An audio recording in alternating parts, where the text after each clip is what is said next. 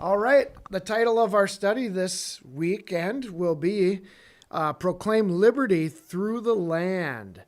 This is actually Sabbath Part 9. We took a break last week to cover another topic. But, it's Independence Day. This is interesting that we happen to be on this study this weekend because this liberty being proclaimed throughout the land, or independence, freedom. It's all found in the great book of Leviticus 25, that we're going to get into here in a second.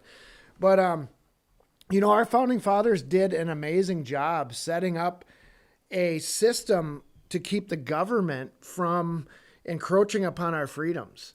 But there were a couple of things they could have done better to ensure that liberty was longer lasting, that it was deeper felt. And these two things are the laws of the 7th year land Sabbath and the year of Jubilee So let's get into it. Leviticus chapter 25, and we're going to start in verse 1. And it reads, "And the Lord spake unto Moses in Mount Sinai, saying, Speak unto the children of Israel, and say unto them, When you come into the land which I give you, then shall the land keep a Sabbath unto the Lord." Now we found out, we studied the Sabbath quite a bit, and we understand that man needs rest, animals need rest.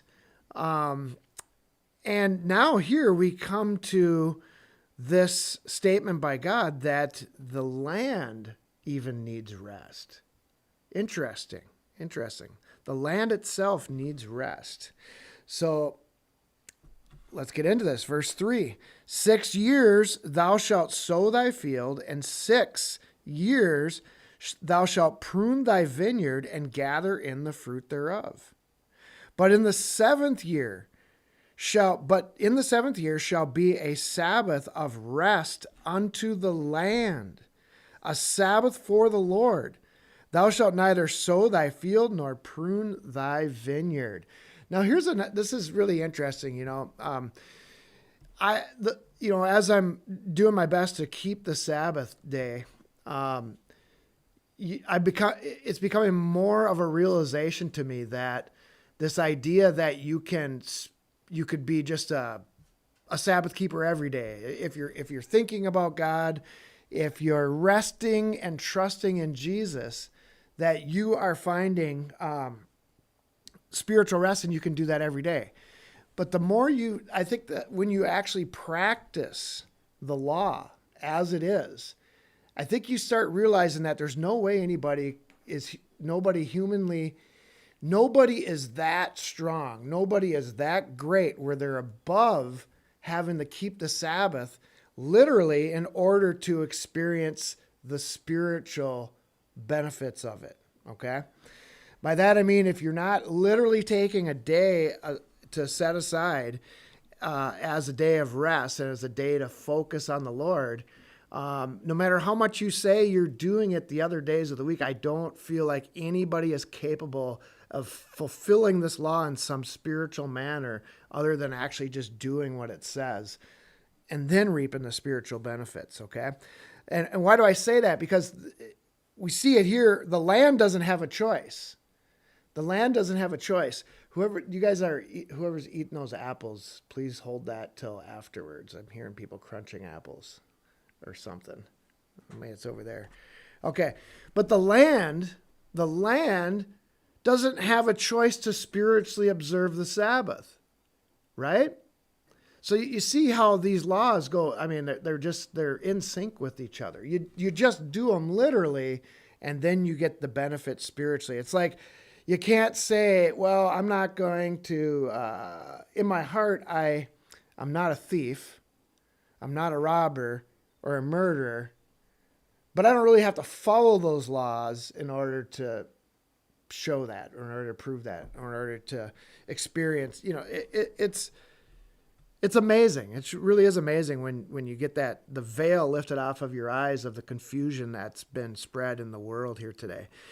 But so every 7 years, farmers, people with crops, people with vineyards, they were not to go out and work those fields or those crops. They were to leave them alone because the land needed rest. All right. So it would look like this. Just year 1, year 2, year 3, year 4, year 5, year 6. And then on the 7th year, you would get to experience a Sabbath. Okay? On the 7th year, the land would take the day off. So this is so you have Sabbath day, which happened every 7 days. And now we have this thing called the Sabbath year that happens every 7 years, but it's not necessarily for you, it's for the land. All right, verse 5. That which groweth of its own accord of thy harvest thou shalt not reap, neither gather the grapes of thy vine undressed, for it is a year of rest unto the land. Unto the land. And the Sabbath of the land shall be meat for you, for thee, and for thy servant, and for thy maid, and for thy hired servant, and for thy stranger that sojourneth with thee. Verse 7, and for thy cattle, and for the beasts that are in thy land, shall all the increase thereof be meat. So what he's saying here is there are going to be things that grow by themselves, okay? Especially if you have a vineyard or if you have apple trees, if you have any kind of perennial crops that come back year after year. And sometimes if you sow a field, we experience it in our gardens, there's stuff growing there from seed by themselves that were dropped from plants that went to seed last year. And so there would be a lot of stuff that would just grow by itself. And everybody was allowed to eat that, but the rule was, or the law was, that you couldn't go out there and harvest it. You would eat as you go on that Sabbath year. All right. I know somebody's thinking, well, how is that going to give us enough food to feed us? Well, we'll see here in a second. And thou shalt number, verse 8, thou shalt number 7 Sabbaths of years unto thee, 7 times 7 years. And the space of the 7 Sabbath of years shall be unto thee 49 years. Okay, so now God's saying, which is really interesting, what does the Sabbath revolve around? What are we figuring out? The numbers, or what does the calendar revolve around? 7-year cycles, okay? And when you dig into nature, when you dig into the human body and diseases and all these kinds of things, you're going to find out that there is that 7 is so prevalent when it comes to divisions of time. Okay, some diseases, sicknesses can last for 7 days. Then the next period would be 14 days. There's all these, it's all there. It's very interesting. But we see that our calendar literally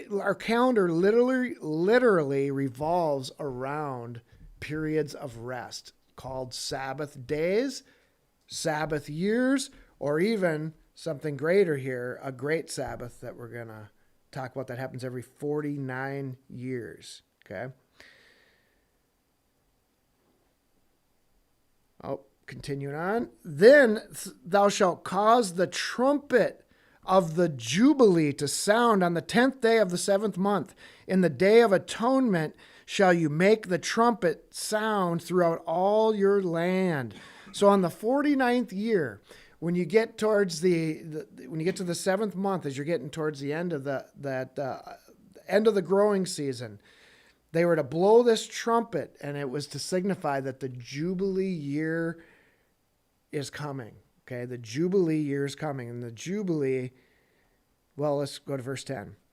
And you shall hallow the 50th year and proclaim liberty throughout all the land unto all the inhabitants thereof. And it shall be a jubilee unto you, and you shall return every man unto his possession, and you shall return every man unto his family. This is really interesting. So every 49 years, I'll just say it this way. There's some differences of opinion as to when the Jubilee was. Was it the 50th year? Were cycles broken into 50 years? Like, let's say year 50, year 100, year 150, even like that? Or was the 50th year the first year of the next cycle of years? All right. I firmly believe now, after studying this for years, I just didn't know. I firmly believe that the Jubilee year, though it's the 50th year, it's the first year in the next cycle of 49. And that is because time is separated by sevens, and if you were to break time into 50-year segments, now you're really off from your 7th-year Sabbath. I believe the Jubilee was to correspond with that 7th Sabbath year. 7th Sabbath year. And there's another example that I'm going to pull out here in a minute where God would extend time past, like the week or the week of years and call it higher numbers, but they're really part of the next cycle. They're not a new, like you could say, for instance, you could say Monday.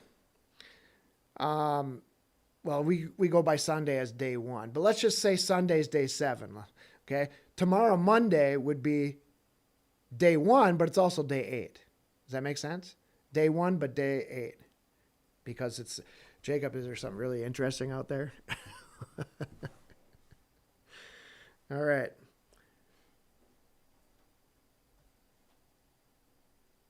All right. So what does this have to do with America? What does this chapter have to do? Why, is it a coincidence that, that we're talking about Leviticus chapter 25, proclaiming liberty throughout the land, and that America has something called Independence Day that we celebrate every year? Well, there's something in Philadelphia. It's called the Liberty Bell. Okay, it is said by many that it was either first rang on July 4th, 1776, or some people say maybe it was actually July 8th when they rung it. But this Liberty Bell had inscribed on it Leviticus chapter 25, verse 10. And I don't have a very good image of it of here, but if you're online and you can see it, you can see that it says Leviticus 25, verse 10 in Roman numerals, and it says proclaim liberty throughout all of the land. Okay? So literally we have this iconic symbol in America that they used for gathering the assemblies, that they used for official meetings. They would ring it when there was something official going on, with a scripture related to the Jubilee year. The Jubilee year.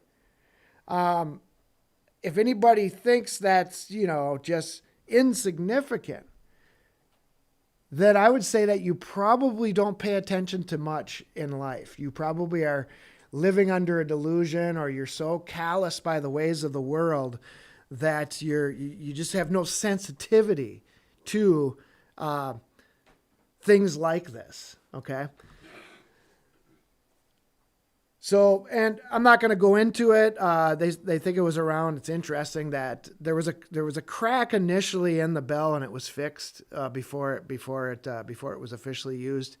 And then it was in that year, around the year 1840. Now think about this. This is right before the radical abolitionist movement and the Civil War, that the Liberty Bell cracked. You see that huge crack? Many people look at that as a sign from God that liberty was cracked. Liberty was, that our nation was not fulfilling its, it was not obeying God's laws in order to give liberty, true liberty to the people. And then we ended up with a civil war and things like that. So interesting. Liberty Bell, proclaim liberty throughout the land, proclaim a jubilee. Now, I will say this for the Christian, Jesus, when he went into the synagogue, for the deeper Christian or for the Christian that takes these things on a spiritual level as well, Jesus, when he went into the synagogue, opened up a scripture in the book of Isaiah, and he said that basically says, I'm here to proclaim liberty unto the captives, to set people free. He was reading a verse that was referring to the year of Jubilee. So when Jesus came, he said, I'm here proclaiming the year of Jubilee. Some people believe it was a literal year of Jubilee, and some people believe that it was not the actual year of Jubilee, and that it was Jesus was teaching that the ultimate Jubilee had come. So in one sense, we'll say this, the most important Jubilee that we have, this one that we're talking about here is really important as well, but is that when someone repents of their sins and they're converted to the Lord Jesus Christ, he sets them free. He returns every man unto his possession. You are now free from sin and you're at liberty now. Okay. And if you're not, so in one sense, the year of Jubilee is all the time for Christians because we have our inheritance through Christ, though it may have been sold for a time as we lived in sin. All right. Something interesting to look at. So when the Israelites were to observe the Jubilee, it was to happen every 49 years. When they would start counting time, when they came into the land. Now, let me say this. The year of Jubilee doesn't apply to the heathen nations, okay? Because the Israelites weren't going to, in 49 years, go and give the land back to the Canaanites. And I bring that up because there's some scriptures here in a little bit that are very important. You will see, this is so important. If there's one thing you get out of the study, this is what I want you to get from it. You will see that Satan will use biblical law or biblical language, twist it, and actually weaponize it against God's people. By that it means he'll twist biblical concepts, biblical truths, biblical prophecy even, and then have them apply to something evil rather than something that is good, or have them apply to him rather than God. And Jesus warned us of this many times. In one place he said that the deception in the end times will be so great that even the elect would be deceived. Okay? So these things, we have to pay attention to these things.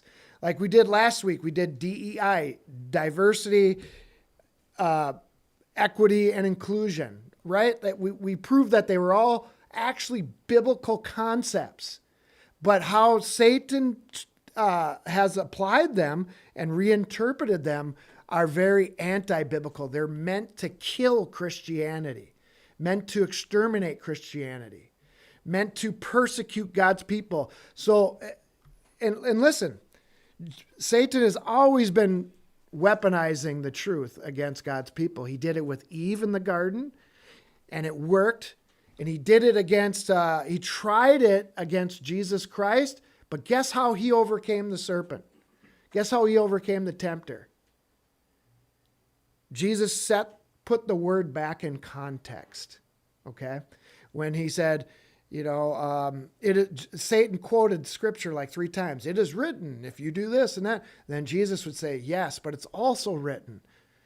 So I'll tell you what, if we're not prepared to do that, if we're not educated enough in God's word, you will be deceived.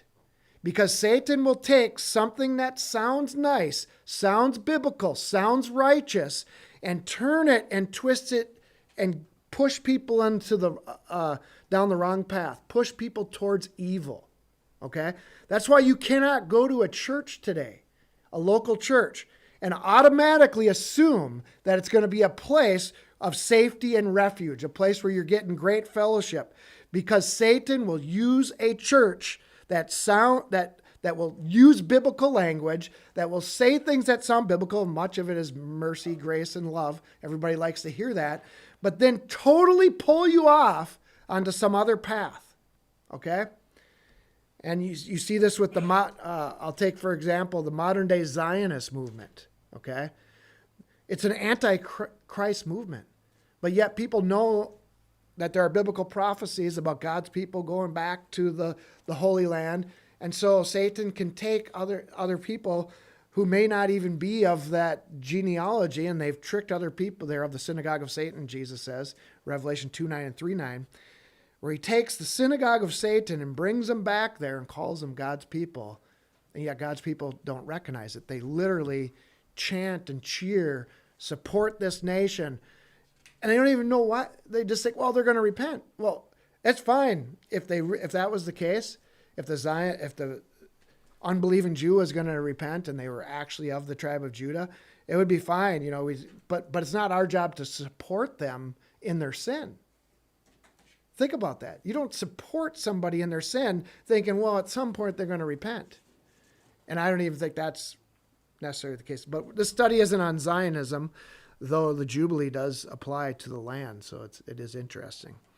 And it's also interesting on a deeper level when you study the migrations of the tribes of Israel. And you understand that God says he had a place appointed for Israel sometime in the future in the Old Testament. And when it was in the book of Isaiah, I didn't plan on bringing this part up, so I don't remember the verse.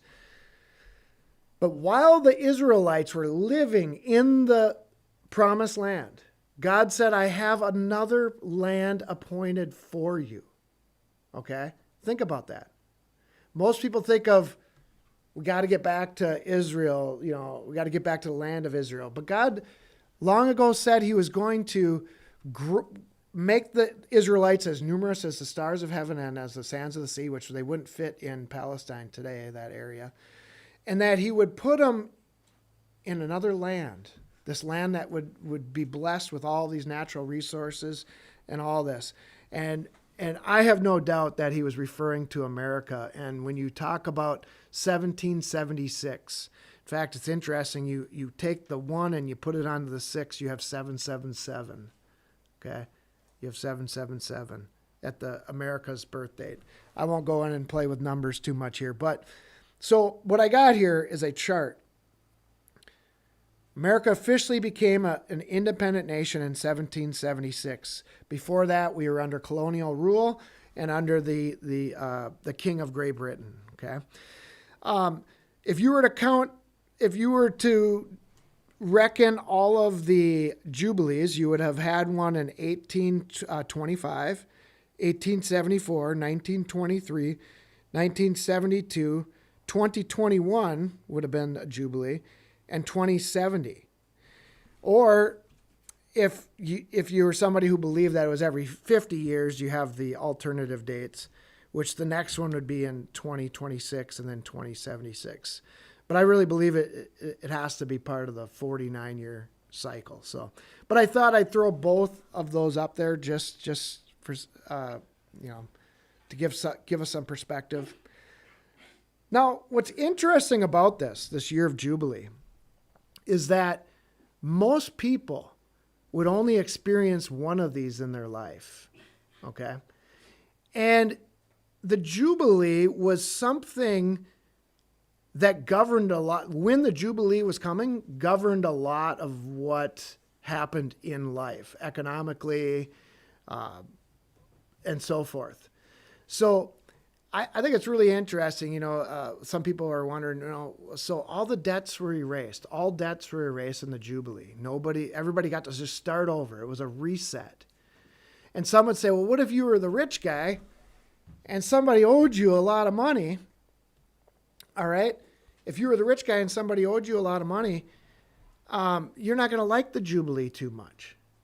Now think about what's been said right there. If you're a rich guy and now you have to forgive somebody's debt, you're not going to like that. All right? Isn't there a word for that? It's called greed, right? How about looking at it this way?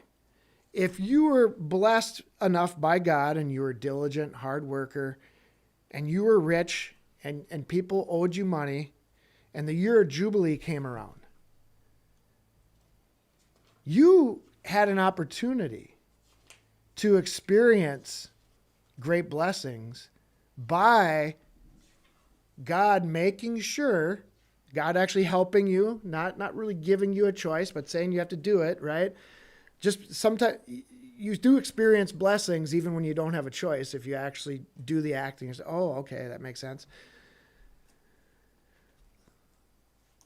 Jesus talks about how it's more blessed to give than to receive, right? They got to experience showing mercy, grace, and forgiveness to those people that owed them money. And what kind of what do you think about this Jubilee? After having done that, let's say if I was a rich guy and I just forgave all those debts, I shouldn't be bitter about it. I should feel good. Look I got to show mercy to these people. Because, now check this out, because I was diligent and I was able to acquire wealth, I had the opportunity to do that. Now, if you didn't have the opportunity to do that, you wouldn't experience that blessing. Remember, it's more blessed to give than to receive.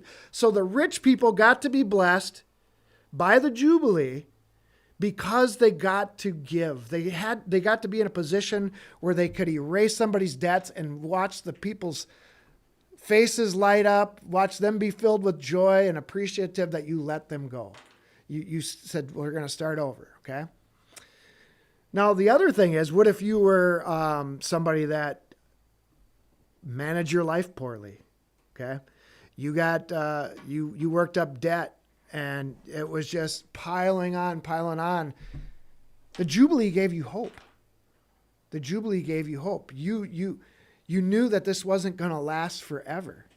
Now, it doesn't, anybody who would think, well, I'm just going to take advantage, I'm going to be a lazy sluggard. You only got a Jubilee once in your life, okay?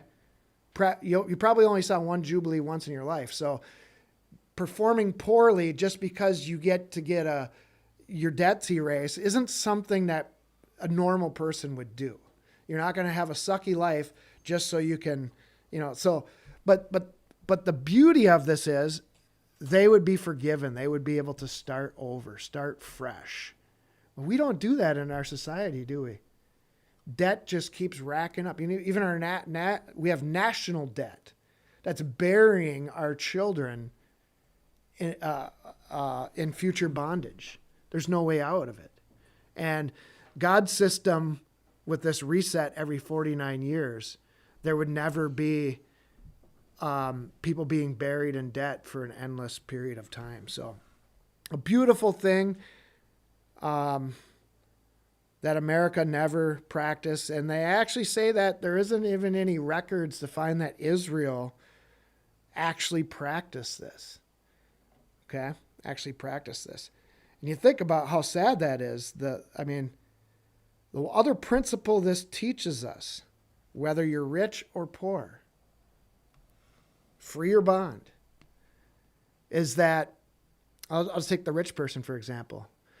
When he's commanded by God to forgive those people, what else is that teaching that rich person? It's teaching him that he is not God, that there is somebody above him. Now, rich people today that don't have to do that, what do they, all of a sudden they get this God complex, don't they? Now they are supreme. They are all powerful. Okay, so, God's law is just absolutely beautiful and perfect when we strive to understand it. Leviticus 25, verse 11, and perhaps, that's why that Liberty Bell cracked. Because there are many things happening in America. We were not following God's law and ensuring that there was liberty and true liberty and freedom to individuals. Leviticus 25, verse 11, a jubilee shall that 50th year be unto you. Jubilee is a celebration. It's that's what, everybody kind of knows that. It's shout for joy. You shall not sow, neither reap that which groweth of itself in it, nor gather the grapes in it of thy vine undressed. Okay.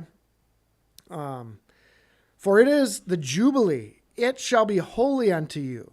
You shall eat the increase thereof out of the field. Okay, that's the same laws as the regular seventh year Sabbath. You weren't growing any crops that year. And that's really interesting. And you were less busy, so you could really take the time to enjoy this year. In the year of Jubilee, you shall return every man unto his possession. Now, there's another interesting concept that we can learn from this. Land possession, inheritance. You know, when God divided up the land of Canaan to the children of Israel, he gave each tribe their own boundaries. And that land here, as we can see from the Jubilee, was meant to stay within those tribes. Those families were supposed to pass down land to their descendants and then to their descendants and so forth. It was not to change hands permanently. It was not to change hands permanently. And we'll get into that here a little bit more. And if thou sell aught unto thy neighbor, or buyest out of thy neighbor's land, you shall not oppress one another. So what is the spirit of the Jubilee all about? It's an anti-oppression law. It's a law that prohibits you from oppressing other people by you trying to be God or Lord over everybody else because you have the wealth and the power. Okay? I got to go back and mention this really quick. The 7-year Sabbath. Why did God, and I think he goes back to it here, but I want to say it because it's on my mind and I don't want to forget. What's the purpose of having the land rest every 7 years? Like I said in the beginning, if our nation would have followed these two laws, actually, think of it this way, since we're on this series. If our nation would observe, if we would just do these three things, observe the weekly Sabbath, observe the yearly Sabbath, and observe the year of Jubilee, it would almost guarantee our liberty and our and a stable future for our nation, because it would always be there to reset us from troubles we were in. But so how does this tie into the land? Well, people who have studied this, farmers, soil scientists, they have figured out that the land, if you do not give it rest every 7 years, the soil will begin to lose its nutrients. The soil will go bad. And today, with modern day farming, farmers don't let the land, some farmers might let a field rest every 7 years, so some farmers do this. But most farmers are in a position now, because of our system's so broken, that in order to survive, they literally have to think of ways to use that land that they have to produce some crop year after year without letting it rest. And so the land is losing its nutrients. So now what do they do instead? Well, now they got to start putting fertilizers, chemical fertilizers, and pesticides. And so the land, instead of letting the land rest, now we're just throwing chemicals into the land.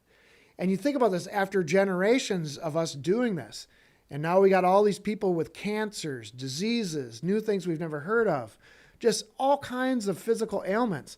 It's because there's very little nutrients. It's not just the pesticides and the herbicides and the chemical fertilizers that are getting into our bodies.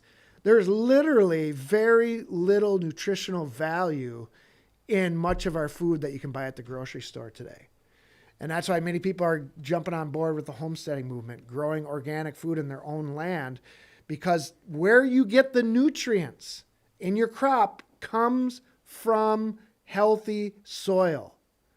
And healthy soil comes by simply not putting chemicals into your soil, but letting the land rest every 7 years.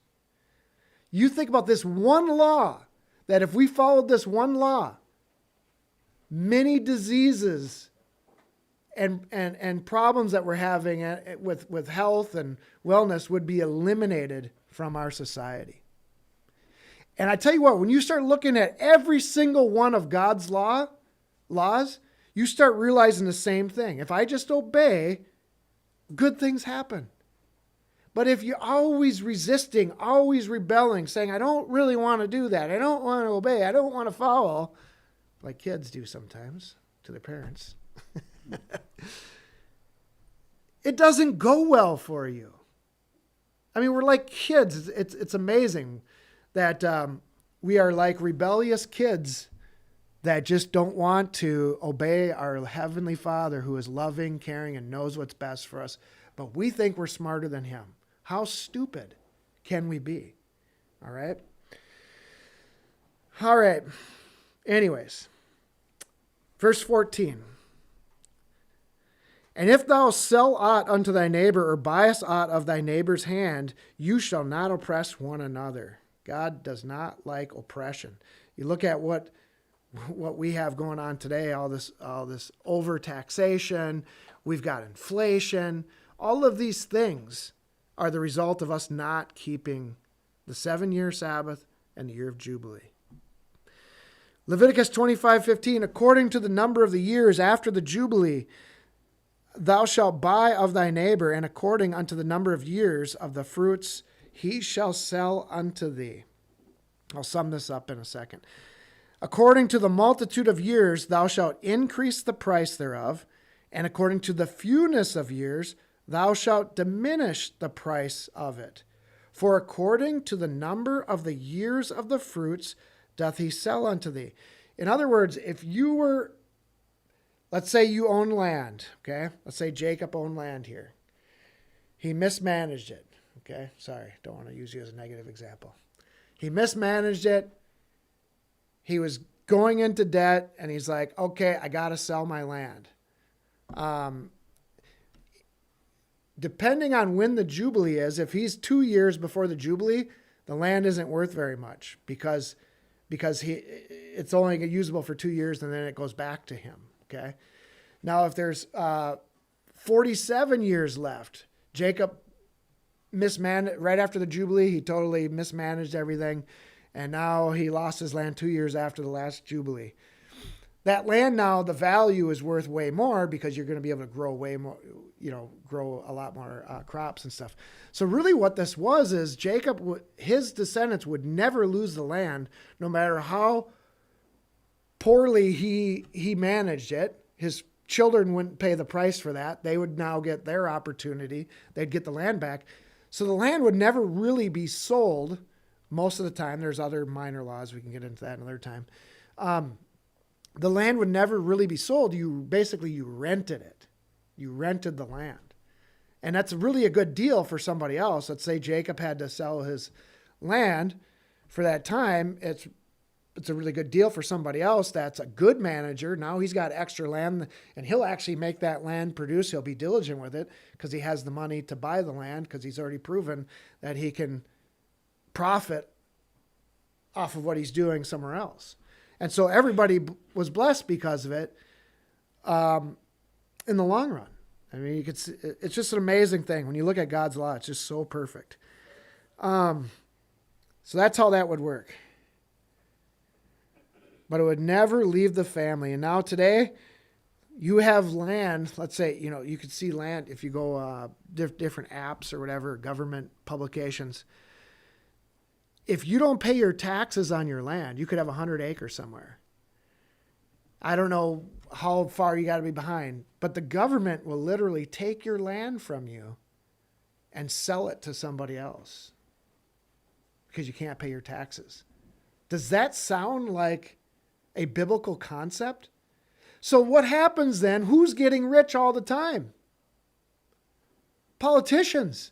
They're literally got a scheme going here, a never-ending scheme here, because people they make the taxes so high, then people can't pay the taxes on their land, and then they forfeit it to the government. Government gets it for nothing. They don't pay anything for it. Now the government sells it, makes money on it. Now that person can't pay the taxes.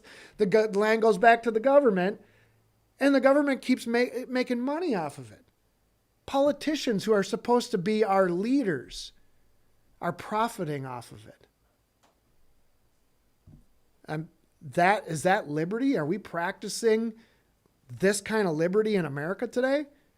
How did we ever allow that to happen? That is so anti-Jubilee, so anti-biblical. It's oppression. God says, you shall not oppress one another, and we are seeing that today.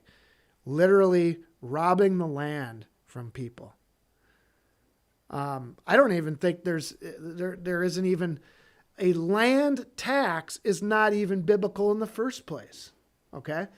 The only thing that was taxed, if you would, from a biblical perspective, was a certain amount of your increase. Okay? What you made, maybe your income, but not land. I mean, think about it. You think of some older couple that, they worked all their life. They finally bought their land. Oh, wait a second. Now my taxes are as much as my mortgage used to be when I first bought the house. I don't even actually own this. The government owns it. That's really what it comes down to. All right, verse 18. Wherefore you shall do, I'm saying that because taxes, even here recently in the last few years, is just looking at my mortgage statement. The taxes have just skyrocketed for homeowners, landowners. Leviticus 25 verse 18. Wherefore you shall do my statutes and keep my judgments and do them, and you shall dwell in the land in safety. Hey, God says, hey, just do what I tell you to do, and hey, you're going to be safe. You're going to be blessed. Take these on a personal level as well. We may not have a year of Jubilee, but there are some people that could be in a position to show mercy, to show grace to others. 25 verse 19, and the land shall yield her fruit, and you shall eat your fill and dwell therein in safety. How will the land yield her fruit? If you give it rest every 7 years, and if you observe the Jubilee year. Okay. Verse 20, and if you shall say, what shall we eat the 7th year? Behold, we shall not sow nor gather in our increase. That's the first thing we think of, right? As, well, God, we can't grow anything. What are we going to eat? Keep in mind there were no grocery stores back then, okay? Food just didn't magically appear on shelves that they could grab. So what are they going to eat? God says this, then I will command my blessing upon you in the 6th year, and it shall bring forth fruit for 3 years.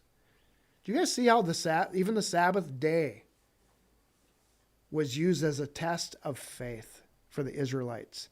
Remember when they gathered the manna, God says, hey, you only gather what you can eat day by day, and then on the 6th day, I'll let you gather and twice as much or 3 times as much or whatever it was. And it'll preserve overnight, and then on the Sabbath day, you can just eat what you gathered on the 6th day. Well, it's a test of faith. Do you really believe that God is the Lord and that he can take care of you, that he can supply your needs? Or do you think you do it all yourself because your hands are so powerful, so magnificent, so diligent? Okay? That's not what God's trying to teach us, that we rely upon him. Okay? That's another purpose of the Sabbath. So what does that look like? Let me see here. I think I got a slide. If I can get to it. There we go. Well, I'll get there in a second. And you shall sow the 8th year. Now remember I talked about the Jubilee? Though it's the 50th year, it's year 1 of the next cycle.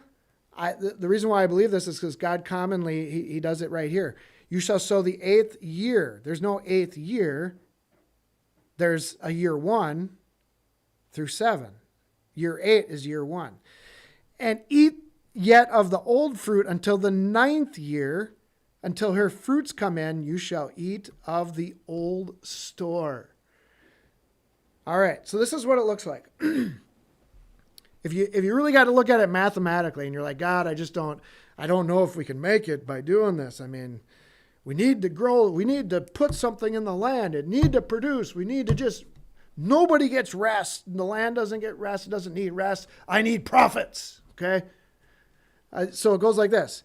Year 1, year 2, year 3, you see the plus symbol? That's plus equals 1 year's worth of food. On year 6, God says, I will give you 3 years of food. All right? 3 years. And then on the 7th, nothing. But then you still have the 8th and 9th year. That's year 1 and year 2 of the next cycle where you're growing. And God says you're still going to have food left over from the 6th year all the way up till the 9th year. Because you had 3 times as much than what you needed. Another principle this teaches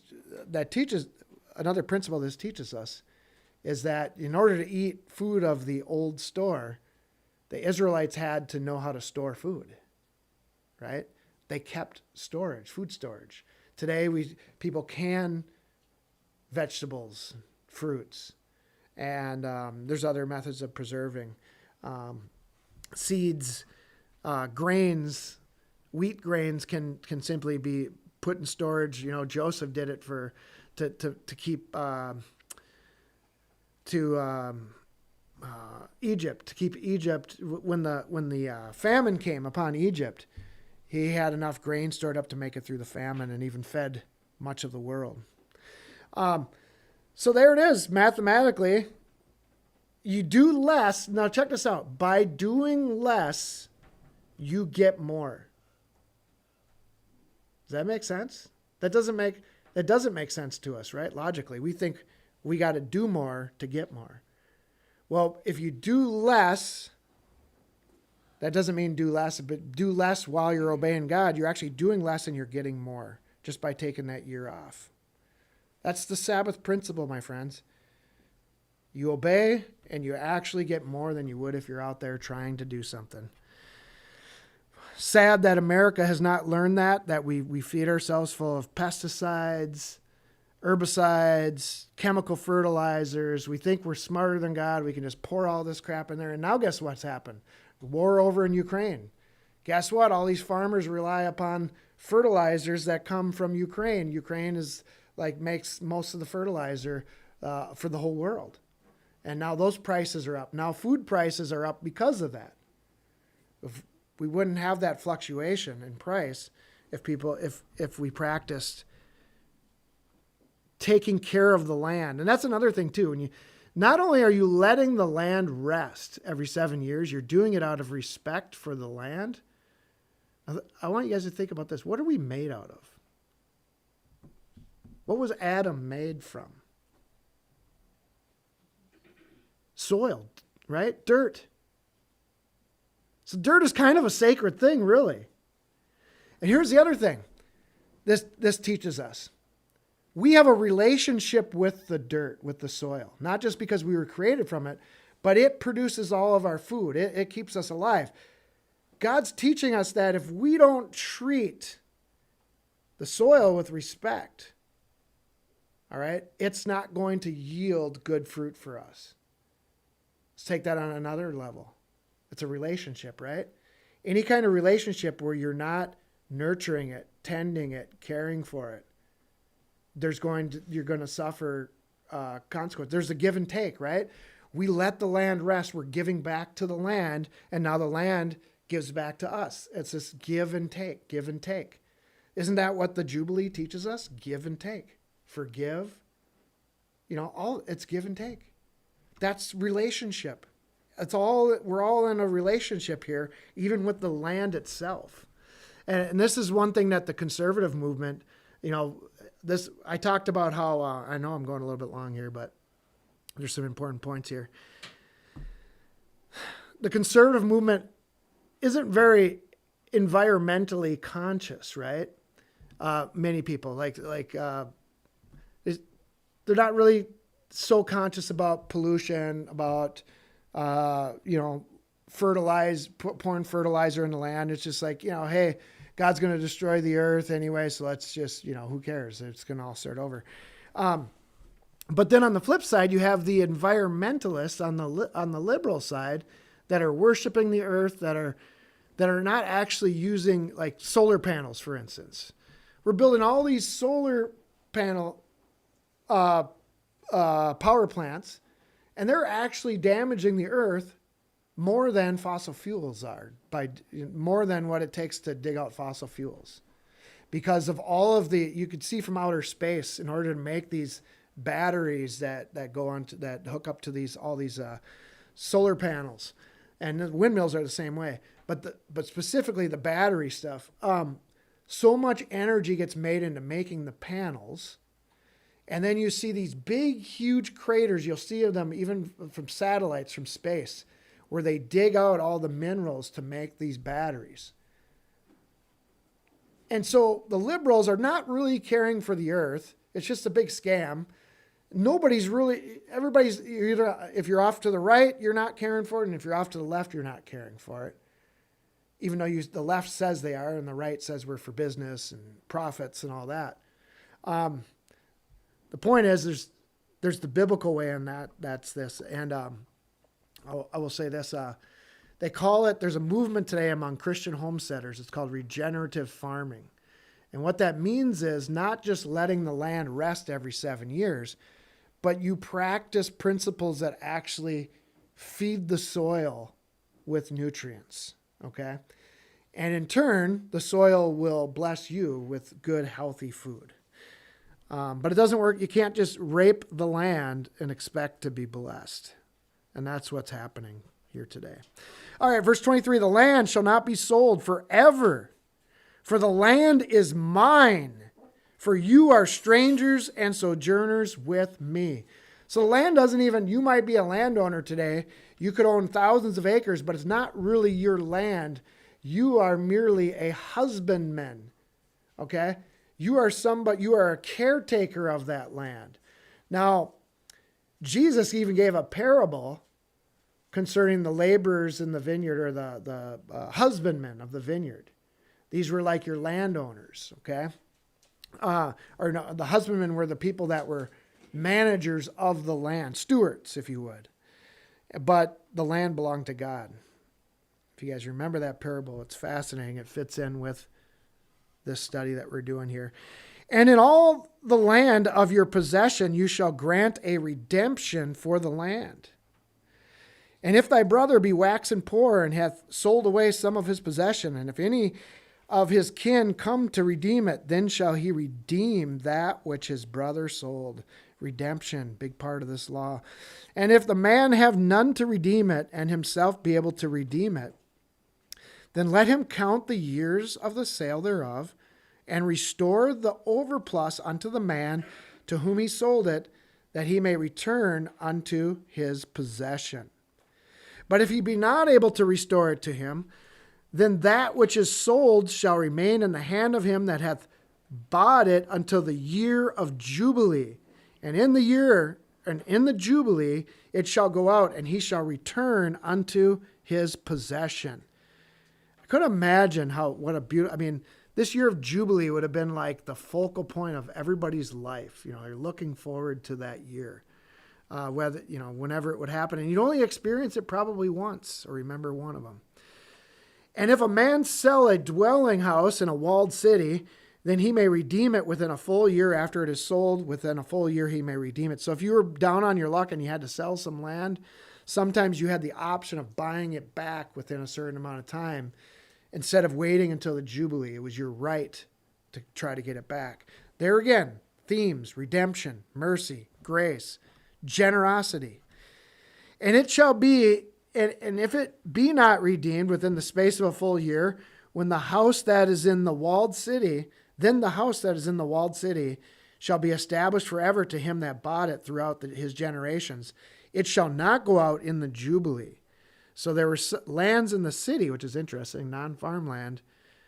There were some stipulations that would say that it doesn't go back to anybody in the Jubilee.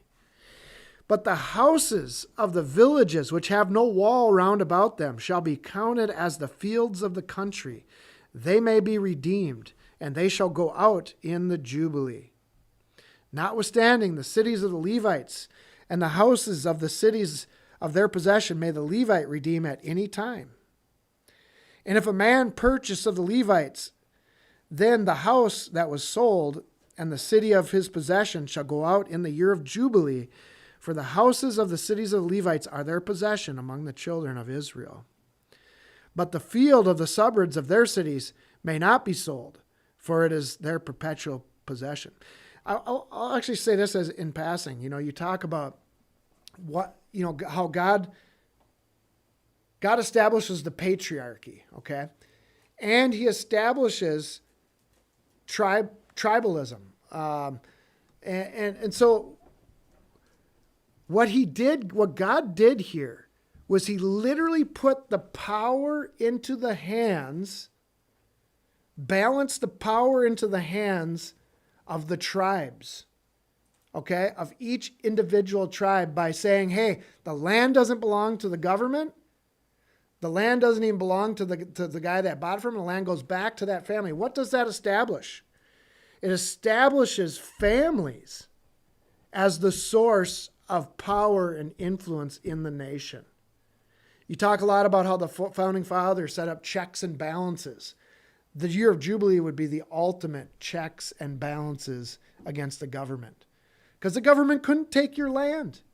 You have power. You have right by God to that land for your family all the time. All right, and if thy brother be waxen poor and fallen in decay with thee, then thou shalt relieve him, yea, though he be a stranger or a sojourner, that he may live with thee.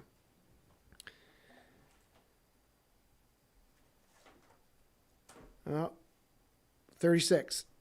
Take thou no usury of him or increase, but fear thy God, that thy brother may live with thee. No charging interest. We're not going to go into that. Thou shalt not give him thy money upon usury, nor lend him thy victuals for increase. In other words, you don't borrow. I'll just quickly go over it. You don't borrow your brother. You can't borrow your brother $10 and say, I'll borrow you 10 if you give me 11. Okay, that's called usury. That's God prohibited that. I am the Lord your God, which brought you forth out of the land of Egypt to give you the land of Canaan to be your God. And if thy brother that dwelleth by thee be waxen poor and be sold unto thee, thou shalt not compel him to serve as a bond servant. A bond servant is a slave. But as a hired servant and as a sojourner, he shall be with thee and shall serve thee unto the year of Jubilee.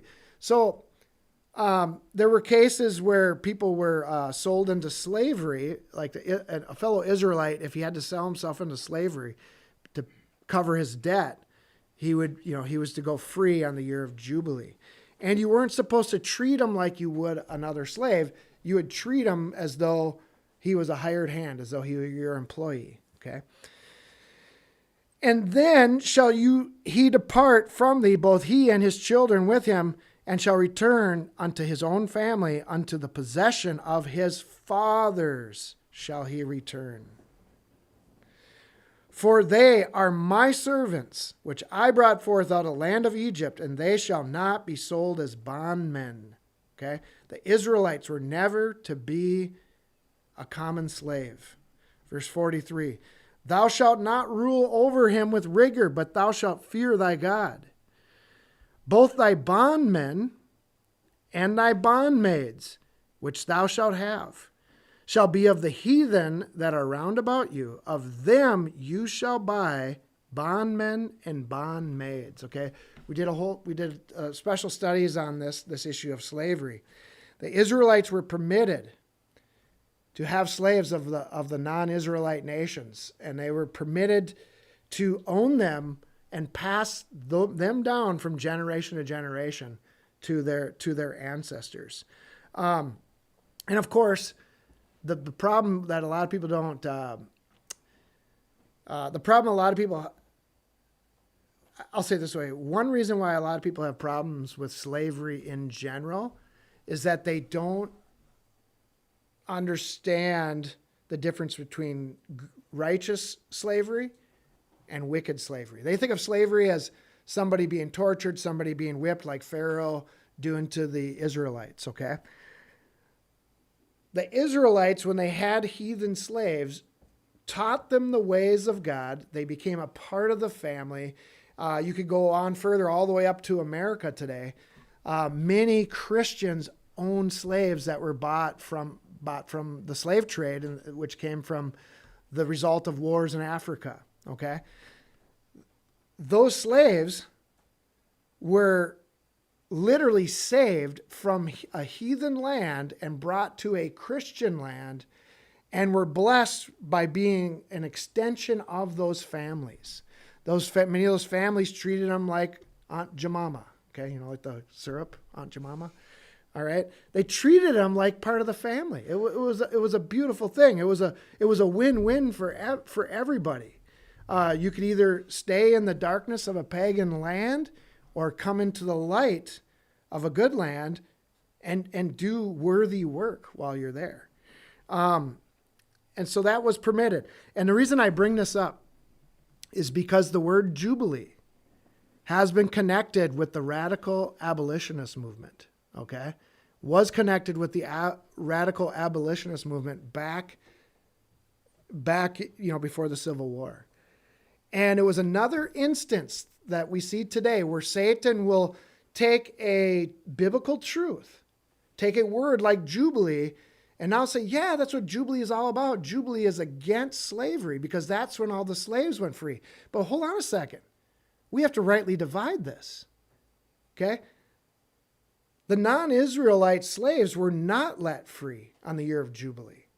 Okay? But why would that not be the case? Because then they'd be losing their protection of the godly households providing them spiritual and physical needs. They would lose that protection overnight. And the other thing that would happen is that now there could be a transfer of power from the inheritors of the land to the strangers of the land. You go from, you just totally change the dynamics of your nation by doing that. And so, but most people don't have the love and desire to understand God's law enough to understand the goodness of it. They automatically think they're so much more righteous than God. My friends, if you think all slavery is evil and you're one of those people that thinks it was America's greatest sin,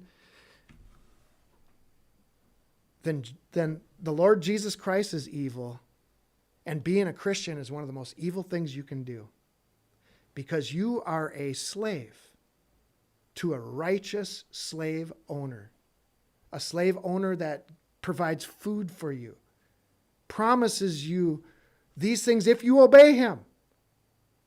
You can't just do what you want to do. You are obligated to obey God's law, or you will suffer the consequences. You are not free to do whatever you want to do. In fact, when you really start studying the world and you study politics and you study even the wise elders of the learned elders of Zion that wrote the protocols designed to put us all in slavery, they say there is no such thing as no slavery. Everybody's a slave to something. It's just if you open your eyes and see what you're a slave to. We're becoming, take away the spiritual slavery of sin. What are you a slave to? The state, the government. You got to pay your taxes. And they get higher and higher and higher. If you don't work and do it, you lose your land. All right? Moreover, of the children of the strangers that do sojourn among you, of them shall you buy, and of their families that are with you, which they beget in your land, and they shall be your possession. Not only the slaves that you bought, but their children are part of your possession. Why am I going into this? Again, Satan twists things. There's another thing that we call it Juneteenth. You know what? I did a research on Jubilee in America. Jubilee in America. You know what? The whole page of Google searches. You know what showed up? Joe Biden signed Juneteenth into a national holiday. And so the world's perception is that's a Jubilee. You know, the Pope's even got some Jubilee coming. There's all kinds of people saying, and the communists, the socialists will talk about a Jubilee. So you really got to know what you're talking about. And the devil, if you would, no pun intended, the devil is in the details. You can't just say all diversity is good. You can't say all inclusive is good. You can't say that all slavery is good. And you can't say that all slavery is bad. What kind of slavery is it? Why would people benefit from it? Why would people not? Biblical slavery, people benefited from it because they got redeemed from paganism. Okay? And they were shown mercy. All right. They shall be your bondmen, and you shall take them as an inheritance for your children after you and inherit them for a possession. They shall be your bondmen forever. But forever. The radical abolitionist movement said that it was all bad. But over your brethren, the children of Israel, you shall not rule over one another with rigor. Interesting. Everything is opposite. Everything we're taught is the opposite of what the Bible teaches, it would seem.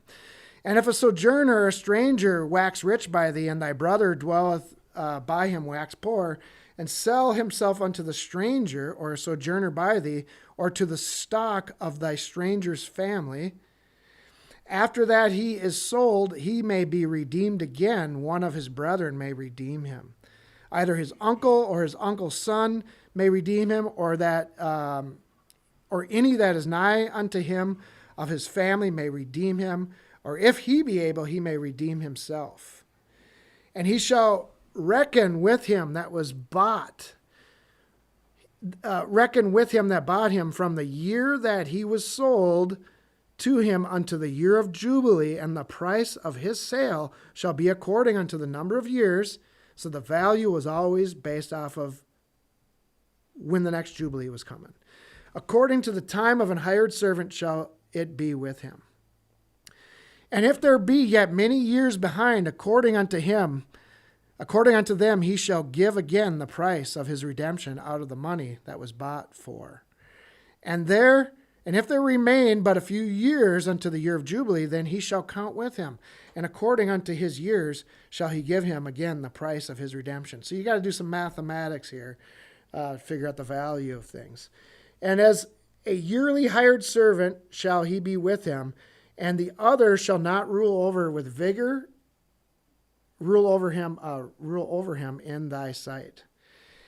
And if he be not redeemed in these years, then he shall go out in the year of Jubilee, both he and his children with him. Now, who got to go out in the year of Jubilee?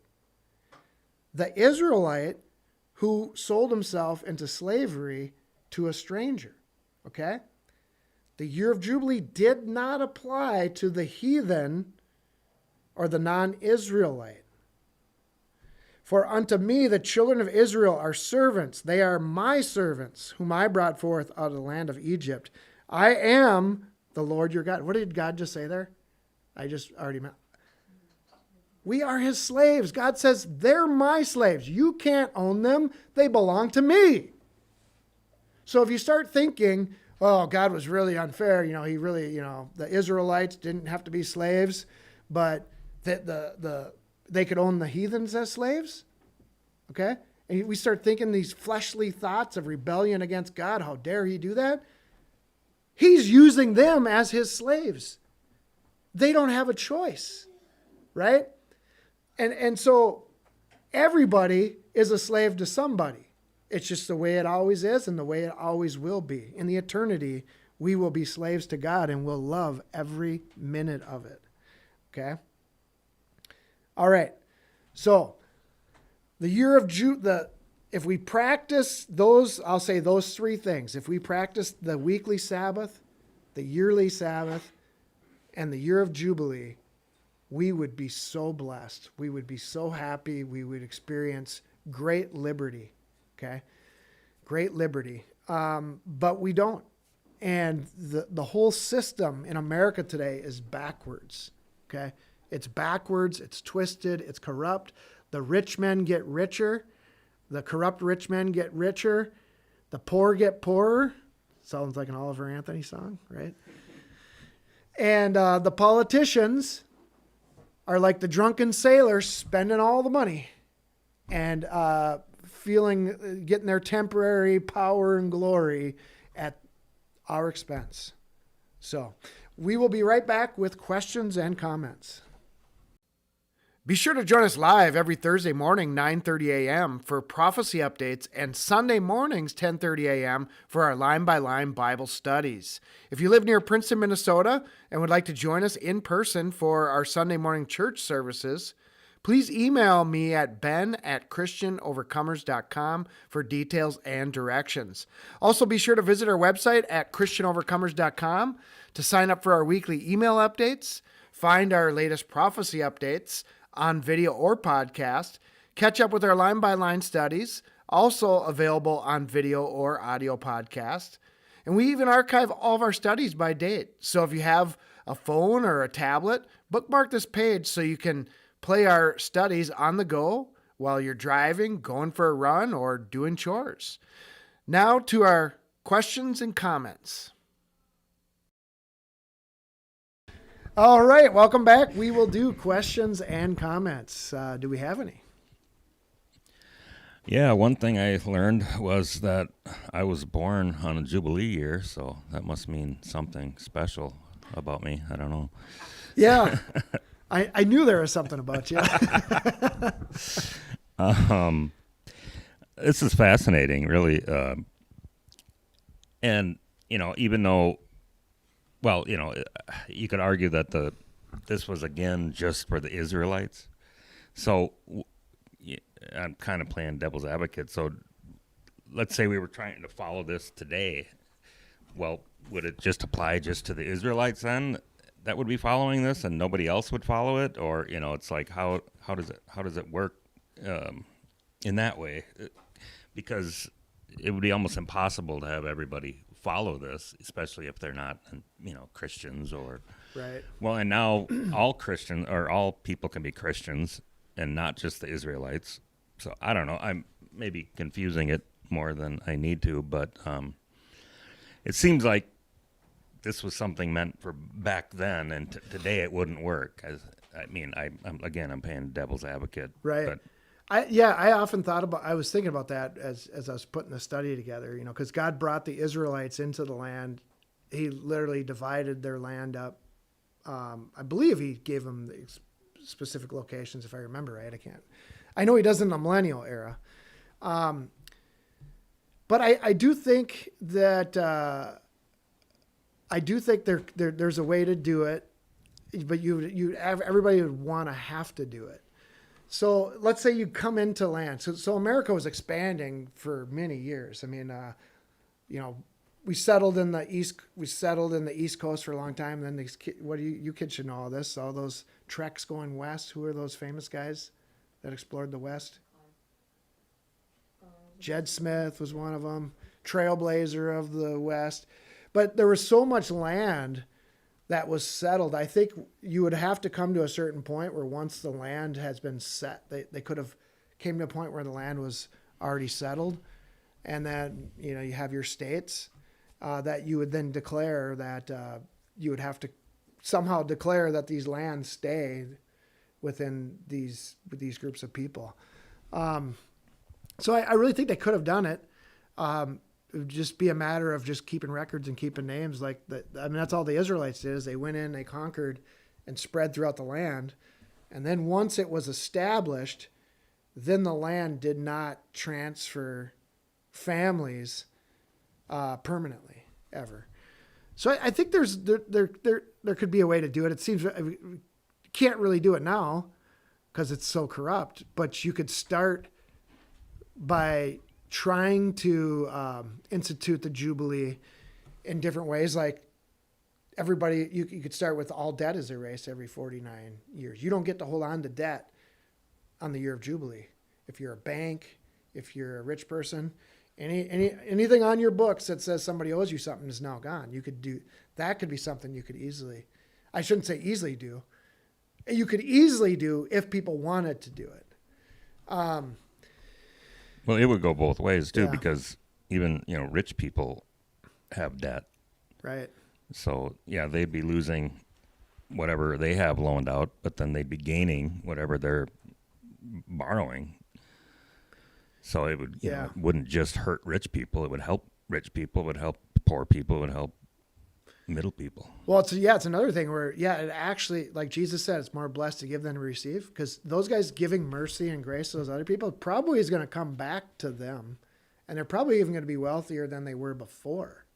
But now they're a wealthy person that doesn't think he's God, and that gives back, is generous, right? That's a big difference there. But, in early America, there was also, there was a unification. It wasn't multicultural like it is now. There were some people from Germany, some people from Ireland, but they were all Christian peoples with really a common heritage. By that I mean, they're all part of the extended family. They might not have known that they were Israelites, but that's really who I firmly believe they were and are. So it was a lot different. If you go back to the 1776, and the politics there have totally went opposite of God year by year after that. Whereas it could have been instituted I think we could have done it in 1776. I really do. Well, one thing that would be for sure is the Chinese and Bill Gates wouldn't be able to come in and buy out all the farmland like they're doing now. Right. It would eventually they'd have to return it, so they couldn't. I don't know why the Chinese seem to be doing that. I'm sure there's some corrupt reason, and Bill Gates is buying up tons of farmland, I'm sure for wonderful reasons. Right. So it would get rid of some of that corruption, that's for sure. I also think that the blessing, if you follow the 7 years, on the 6th year you get 3 times, which was interesting, not just 2 times but 3 times. And one, I'd like to see if there's any farmers that follow that to this day, and if it works like that for them, or again, was this just for the Israelites back then, or does it still apply today? If you're a farmer and you actually follow this 7-year thing and you let your land rest on the 7th year, does your 6th year produce 3 times? I don't know.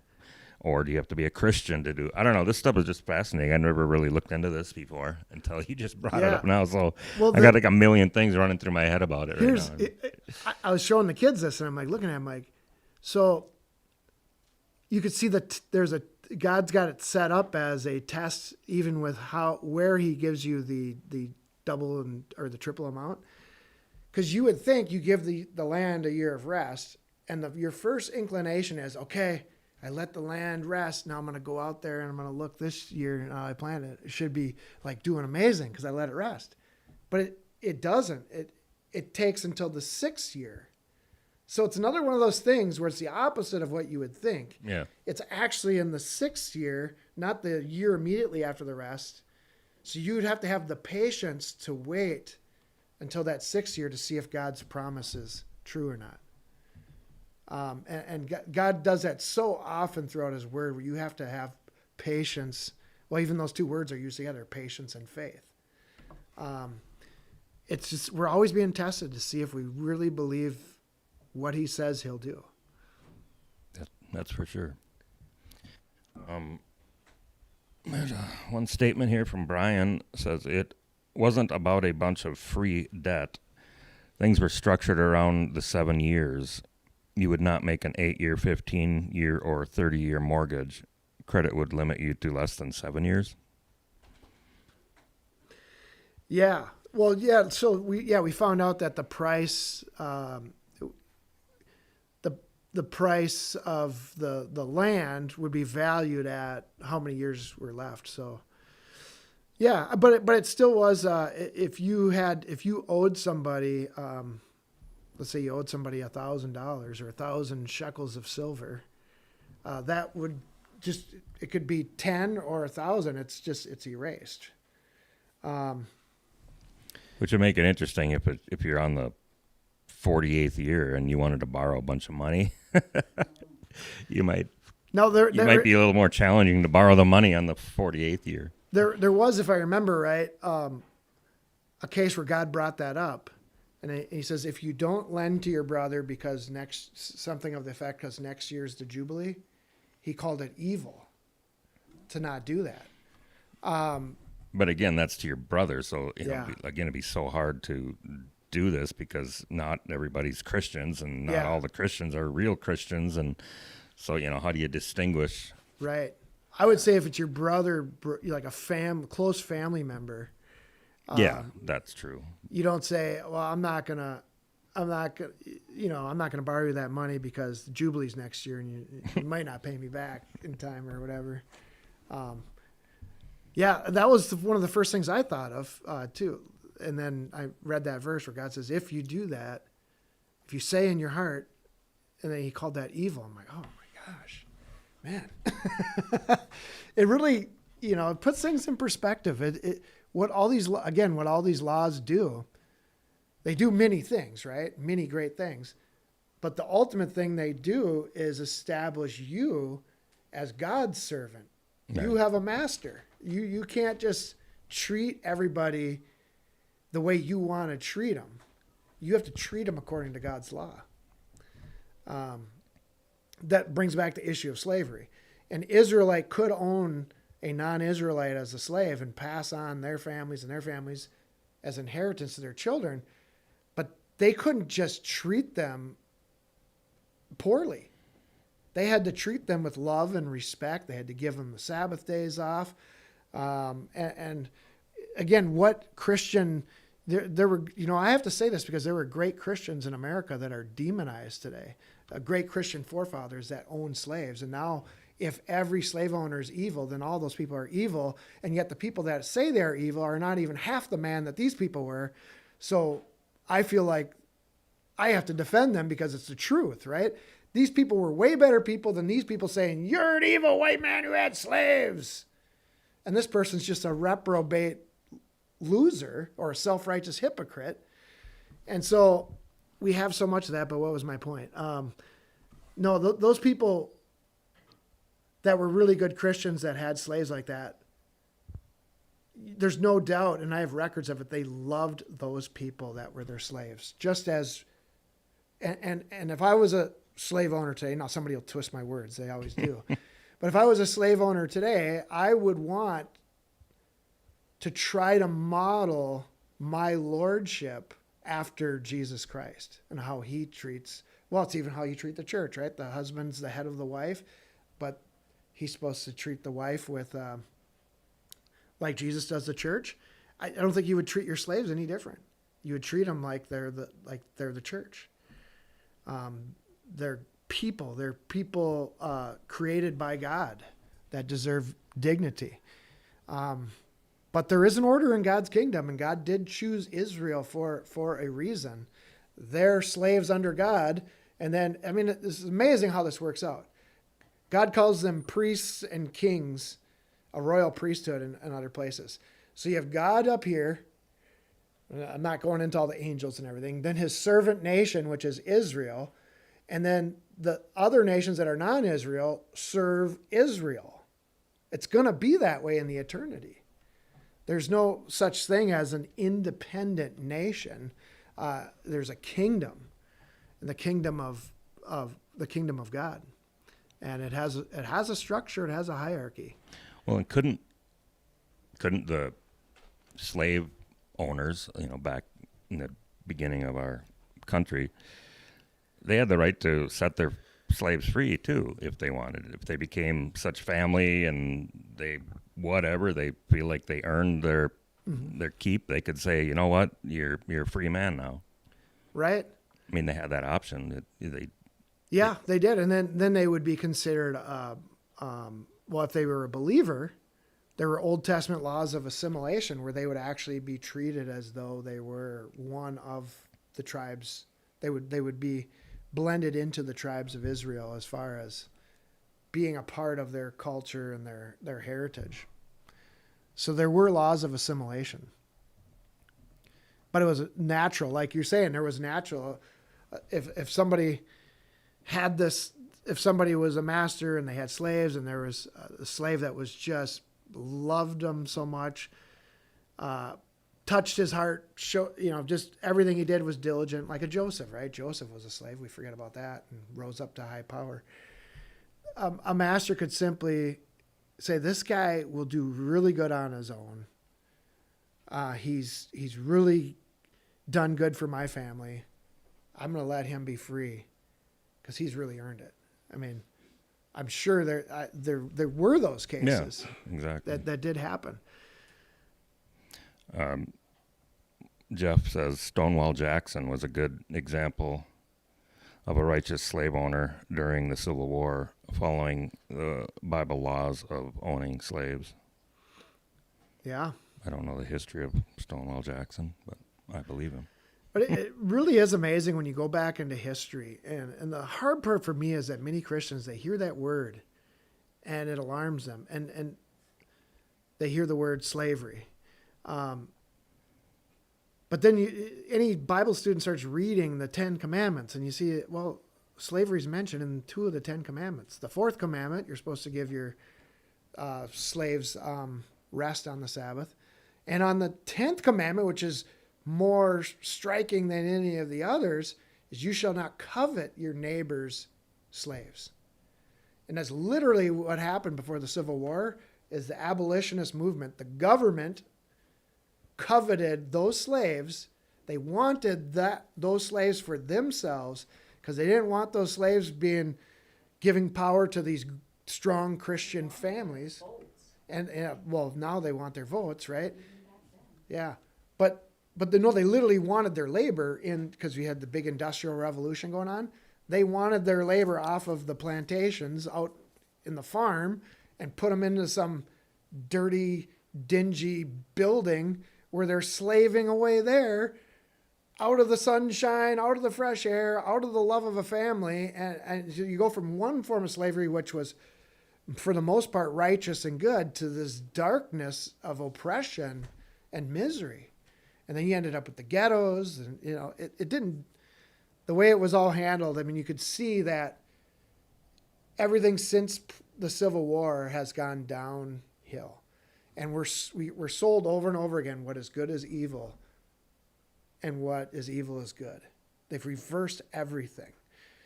And like I said, back then, Christians were being deceived by the radical abolitionist movement. Yeah, no one should own another person. It sounds so good. Well, wait a second. Sometimes it's good and sometimes it's not. Okay. But they didn't go into the scripture enough to even understand it to a basic level. They hear the word and they see a couple pictures of somebody who mistreated somebody and say, look at what this is all about. It's movie Roots. We watched the movie Roots with Kunta Kinte, who didn't want to be called Toby. And it was they just portrayed slavery. Whipping and just constant whipping and beating and sadistic treatment. And so people, that's all they thought of. And now today you have, like I said, diversity, equity, and inclusion. It's another, we're getting to the bottom of the continuum of Satan using biblical sounding words, twisting them to promote evil. And now think about it. It would have been a lot, it's a lot more forgiving for somebody to be against slavery back in the abolitionist days, which it'd be a lot more forgiving for them than it is now. Now you get to this sexual perversion where now they're saying that's good. And so, but it's going to get more and more. So you give on one thing and the whole house of cards falls. And that's why some people say, well, Pastor Ben, I know that's what the Bible says about slavery, but can we just not talk about that? Because you're not going to win anybody over on that. It's like, hey, if you win anybody over off of polishing up lies or staying away from truths, you're probably winning over converts that won't stay anyways. They're not going to stay. They're not fully devoted to God, no matter what their rebellious nature tells them is right. They're gonna go with their own nature. They're serving themselves, not God. And it's amazing. I think a topic like that, honestly, Jesus says, if you're ashamed of me, I'll be ashamed of you. And he is the word, right? He's the law. Jesus is the law. He's all of it. So if I go into the 10 Commandments and I see that word, you shall not covet your neighbor's slave, or I read Leviticus 25, of the heathen you shall buy as slaves, and they shall pass down from your family to your inheritance. I mean, most Christians today are embarrassed of that, rather than understanding it and saying, hey, this was a great thing for both people because it's got eternity in mind, not temporal things, not earthly things. And so we run from that, and you run from one, you're embarrassed of one truth, and then you end up with, now you have to affirm that full-grown hairy men are women that can wear bras. I mean, seriously. And get pregnant. I mean, but it started with things like slavery. It started with something that you could go against and not feel like you're really going against, not feeling like you're really supporting something evil, and actually think you're doing something good. I just think we got to be very careful. I know that sometimes I pick topics that I know are going to get me in trouble. But again, who do we serve? Who are we a slave to? The world's opinions, feelings, or thoughts? Are we trying to maneuver around them so they just treat us nice? No, we serve God, and we're not embarrassed of his word. We think it's a wonderful thing. And it offends people. They're the problem, not us. Anybody got anything else? Anybody fall out of the balcony yet?